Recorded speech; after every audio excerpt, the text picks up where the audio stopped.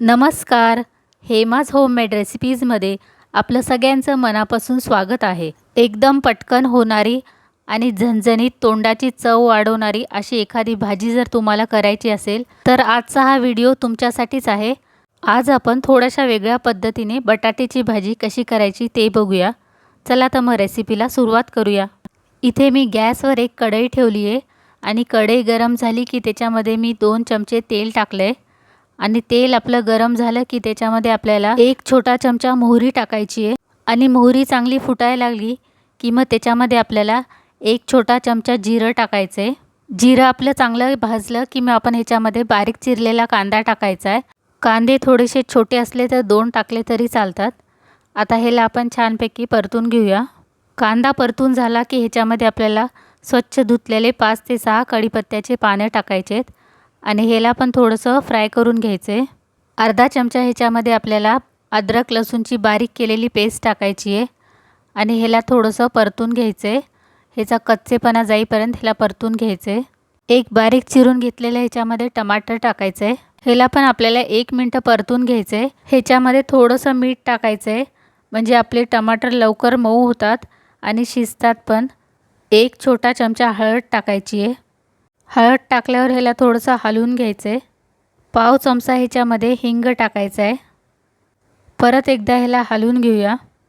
फोडणी आपली छानपैकी भाजल्यावर आपण ह्याच्यामध्ये 1 चमचा कांदा लसूण मसाला टाकूया. जर कांदा लसूण मसाला नसला तर अर्धा चमचा गरम मसाला टाकायचा.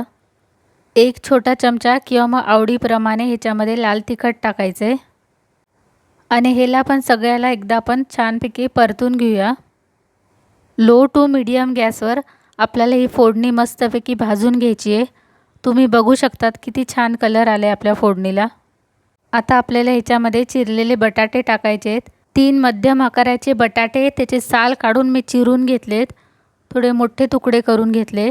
तुम्हाला साल जर काढायची नसेल तरी चालेल. सगळे बटाटे टाकून झाल्यावर एकदम लो गॅसवर 1 ते 2 मिनटं एकदम कमी गॅसवर आपण हे बटाटे छानपैकी परतून घेऊया.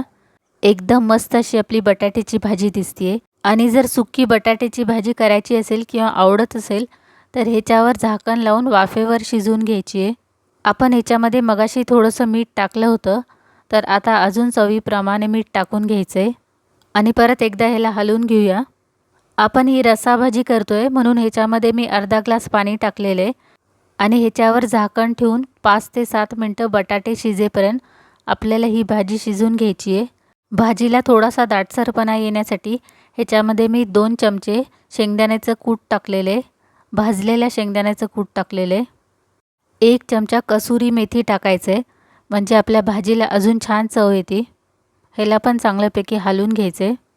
सगळ्यात शेवटी बारीक चिरलेली मस्तपैकी अशी कोथिंबीर टाकायची आहे. आपली मस्तपैकी अशी बटाट्याची रस्साभाजी तयार झाली आहे. आणि ही भाजी जर तुम्हाला आवडली असेल तर नक्की व्हिडिओला लाईक करा आणि चॅनलला पण अजून सबस्क्राईब केलं नसेल तर सबस्क्राईब करा. धन्यवाद.